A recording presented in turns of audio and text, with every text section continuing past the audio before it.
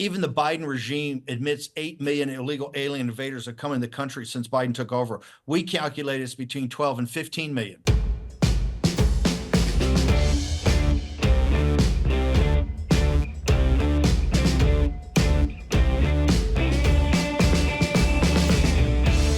Look, the president's got enough on his plate with the lawfare.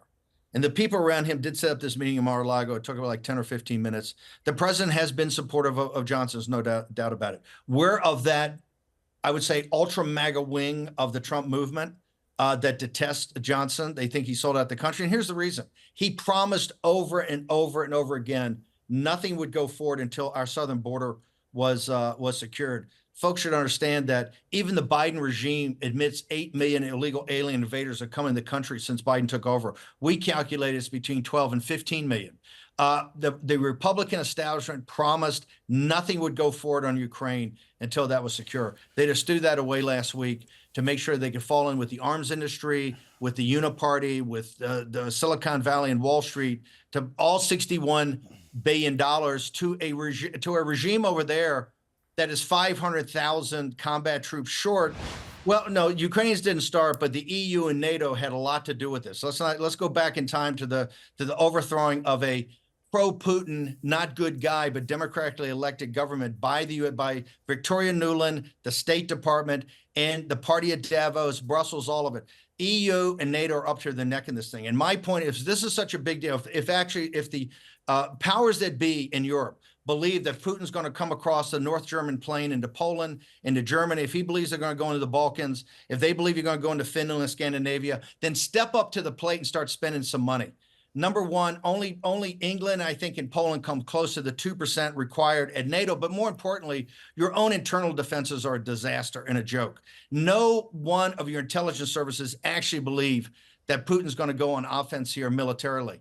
If it's such a big deal, why don't you put the money in? This 50 billion euro deal that you talk about is not 50 billion. It was 12 billion year one, 12 billion year two, and then an option for the other years. The United States has already put in $129 billion, of which only half is gone to combat capability.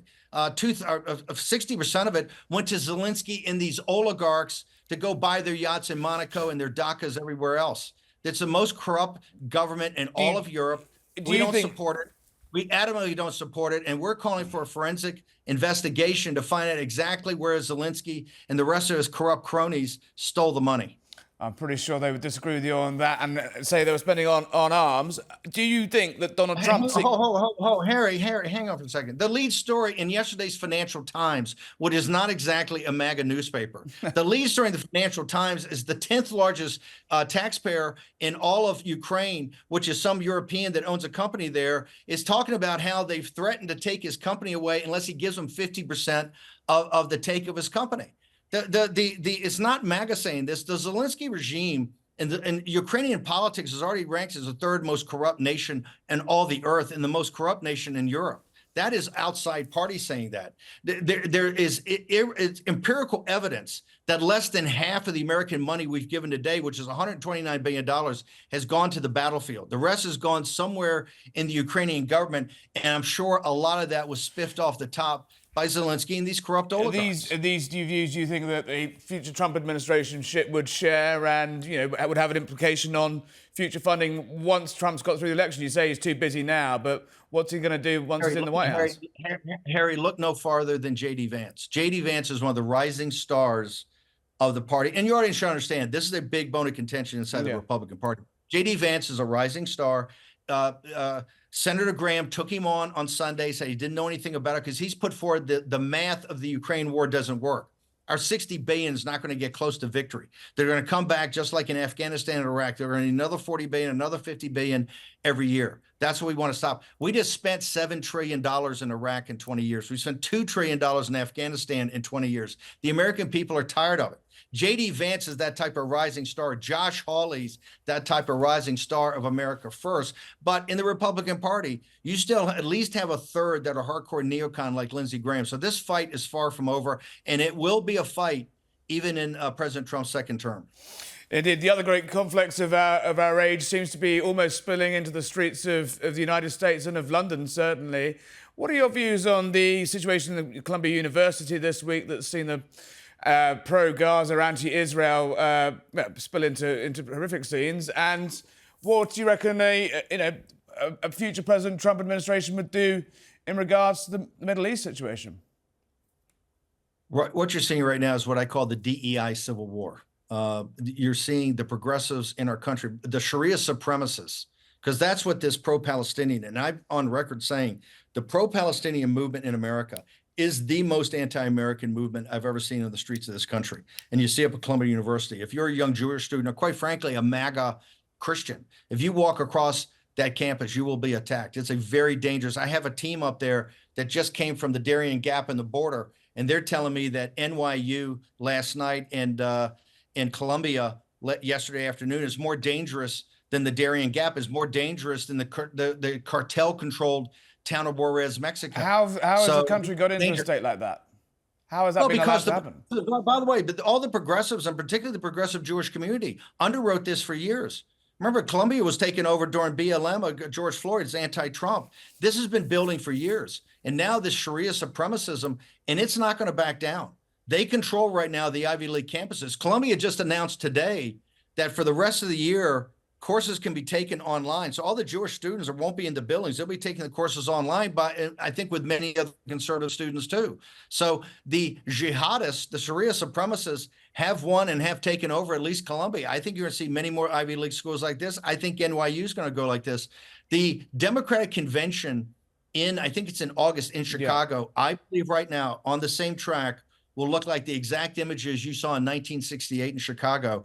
People should understand this revolt of Sharia supremacists in this country is just picking up steam, and it's going to be quite violent and quite dangerous. And what does Biden do about it in the meantime? How do you solve it?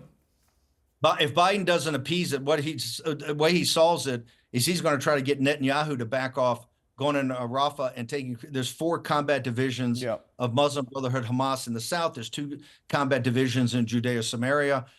He needs to get a ceasefire quickly. You saw in Michigan, Harry, in the primary, I think it was up to a third of the voters, either in this around Dearborn, which has a heavy Arab American Muslim population, didn't come forward. But in Ann Arbor, at the big universities, was the biggest place they did not come out to vote for him. He understands he has to appease the Muslim community, the Arab American community, which has been a key component of the Democratic Party, or he has no shot of winning Michigan. And I believe if he can't win Michigan, it's going to be very tough for Biden to win the presidency. So U.S. domestic policy comes before relations with Israel under Biden administration, in your view? I think these are very inextricably linked. I think you saw the other day, which I think is kind of performative, is these assaults by the Persians and the counter assaults by Israel. I think it's very tough for us to understand truly what's going on here. Look, I covered this live on my show the day it happened. I can't believe they just fired the head of the IDF intelligence services resigned. I can't believe we had an intelligence failure from MI6, from CIA, DNI, that didn't understand that Hamas had taken almost 2 years to train for this, all the logistics training, all of it. Yeah. When you had airborne assault, I mean, it was a multi-prong, over 40 miles of geography. It was a quite complicated assault on October 7th. I do not believe that our intelligence agencies, as dialed in as they are with the Egyptians, with UAE, with the Saudis, and our own assets in those areas, particularly the British and American combined, we have better intelligence than the intelligence services there. I cannot believe that we were caught blind by this. So the whole thing. Well, you think you believe that someone knew it was coming and let it happen? I don't know, Harry. There has to be an investigation. Here's what I do know, is that because I've sat in those secured briefings before, we have, between the British and the Americans, tremendous resources and assets in those countries. We have partners on intelligence, whether it's Egypt, UAE, Saudi, that are every bit as good as the IDF intelligence or the Mossad.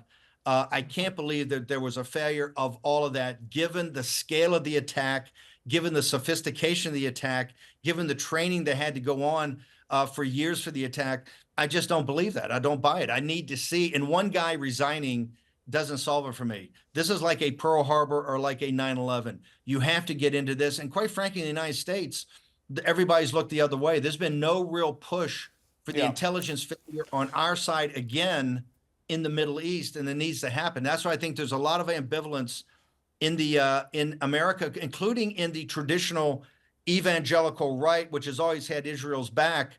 There's a lot of questions. Now, our show, we're very pro-Israel, and I've always said you got to get the job done, but there's a lot of questions that are unanswered.